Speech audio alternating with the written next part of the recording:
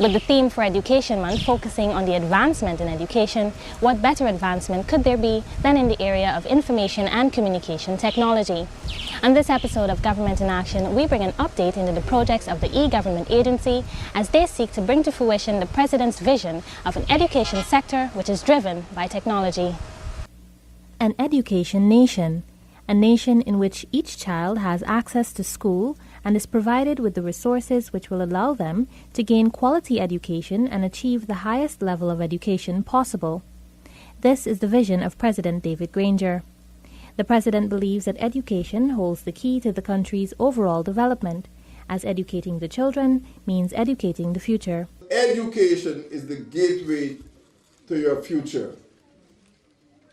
You cannot leave school, you cannot drop out without mastering the elements of education so you can understand the world around you and you can make a good life for yourselves, a good career. If you want to be anything in life, if you want to be a president, if you want to be a saxophonist, if you want to be a regional chairman, if you want to be the Minister of Social Cohesion, you have to be educated. And the least I can do is to ensure that every single child in this country gets access to that education. Why? Because I believe in equality.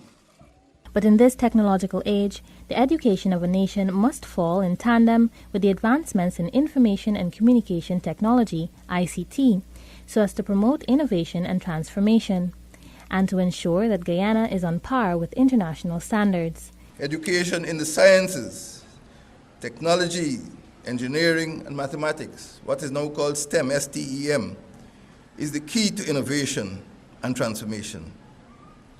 Guyana's capacity to compete in global markets will rely on our ability to innovate.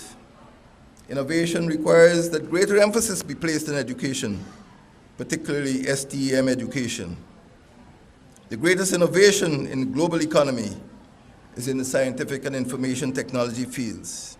President Granger has pledged his administration's commitment to ensuring that education goes beyond the classroom and includes all aspects of ICT. It is as a result of this commitment that the e-Government agency has been busy with the rollout of its project to create an interconnected e-Government network within ministries and their related agencies across the country.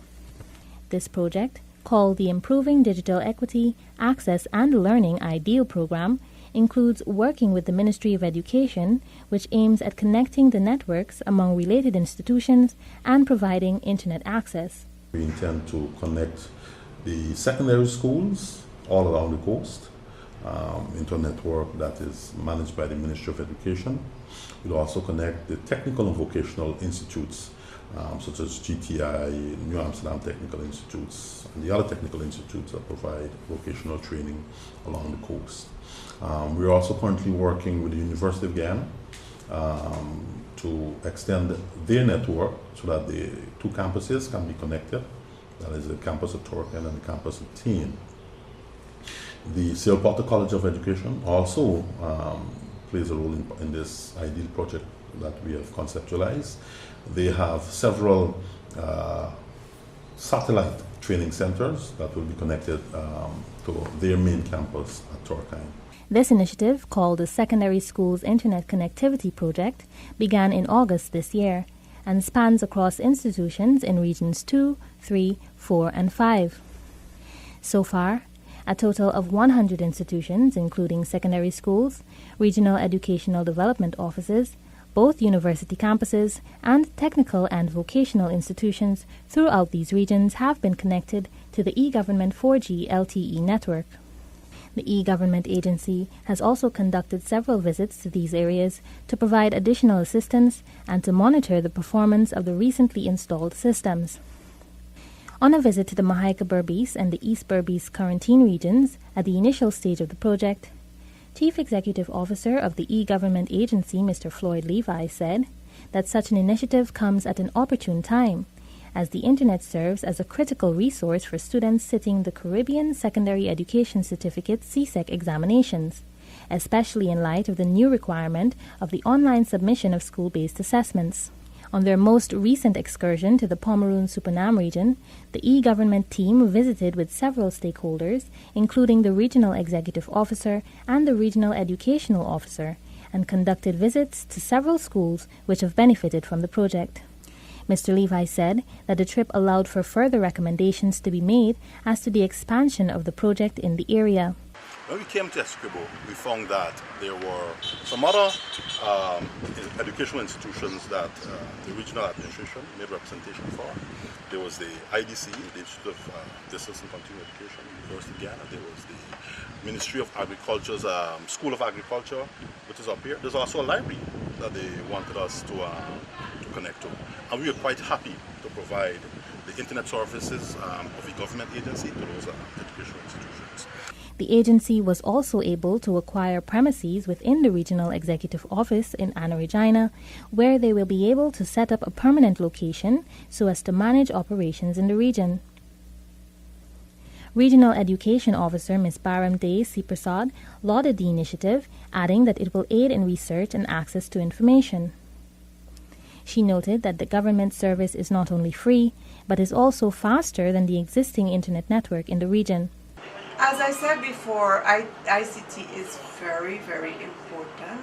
Our young minds coming up now, they're all technologically inclined, and so they look forward. It makes research, and I would emphasize research, it makes research so much easier and cheaper, because going to the library is time consuming.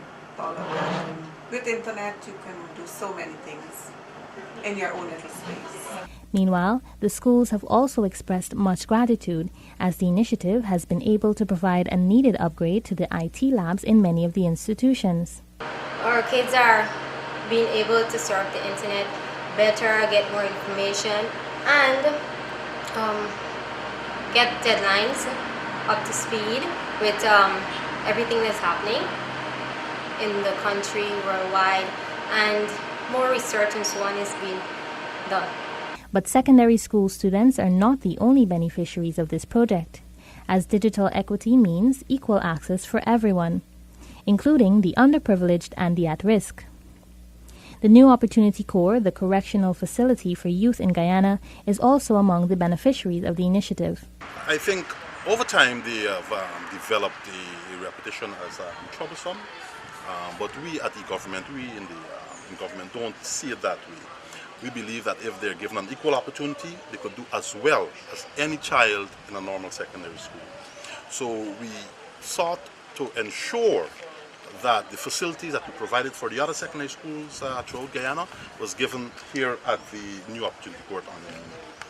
What we found here also was there is a laboratory in existence, but it needs some work, so the government agency is committing to having that laboratory refurbished and outfitted next week, and with their own dedicated internet access in that laboratory.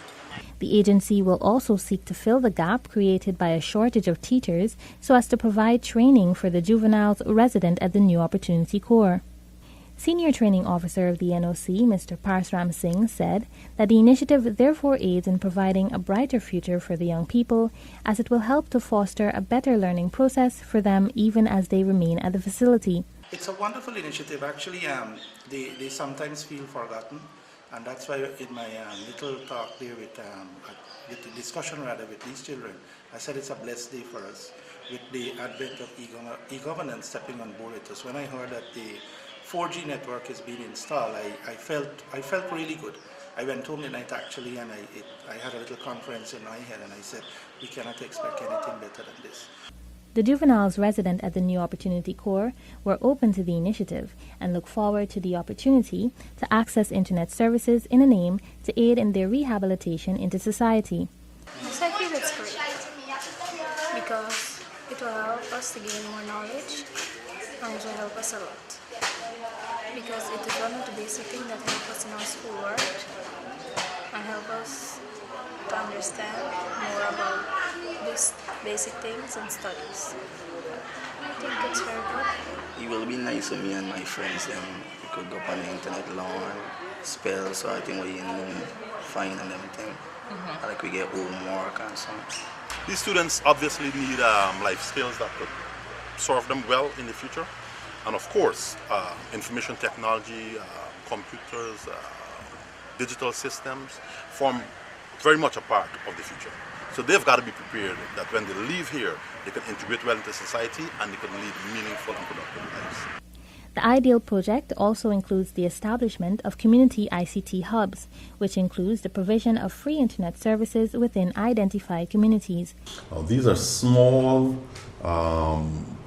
IT centers in communities, particularly those communities that are either poor and remote, or those communities that are having difficulty with access to the internet, like those on the East River coast. These small hubs, meant to have less than a dozen or so computers, will provide access to members of the community to actually computers for them to use, as well as access to the internet.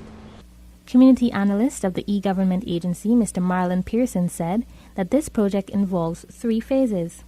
The first phase surrounds meeting with key stakeholders to identify communities and meeting with those community members. The second stage requires the installation of systems in identified locations that are accessible by all community members. The third phase, he said, involves private sector collaborations for the equipping and furnishing of the hubs where needed. Every community needs a safe space where you must be comfortable sending your children.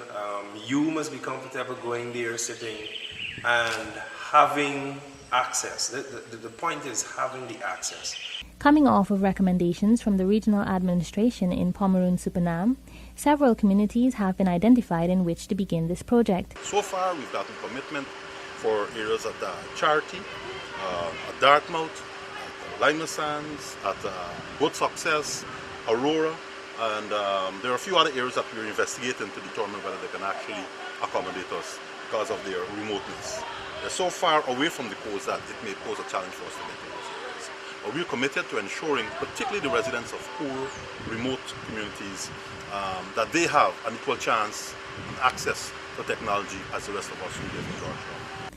The community of Dartmouth provides a good example of the benefit of community ICT hubs. A 20-minute drive from the town of Anna Regina, residents of Dartmouth are required to travel from their community to access proper internet facilities. Our young people, our youths and the adults, because we have a lot of adults that going to college, the CPC, adults that working, and we're able to access. But mostly for me, I so taking up with children. That's my main concern. The young people were able to have access to especially their homework when they get this homework. Because for me, I have 4 kids that go to school. And like when it comes for internet, for getting the homework done, because most of these things these teachers bring now is not as much as the teacher have the textbook at school, you, the parents at home, have to get access to internet service to get the homework done. So that would be very beneficial, especially for these school children. I know it's a criteria in Dartmouth at present because most of these parents have to be sending the child from school to Regina, or some of them that are going to the secondary school that way will do their homework that way for their ritual. The Connectivity Initiative is also expected to facilitate the delivery of the new Science, Technology, Engineering and Mathematics STEM curriculum. The schools, ICT hubs and other learning institutions are all being served by 54 towers that have been erected along the coast and connected to the e-government agency's 11 LTE sites. Mr. Levi said that the sole aim of the agency is to make Guyana into a digital society where the needs of Guyanese can be met.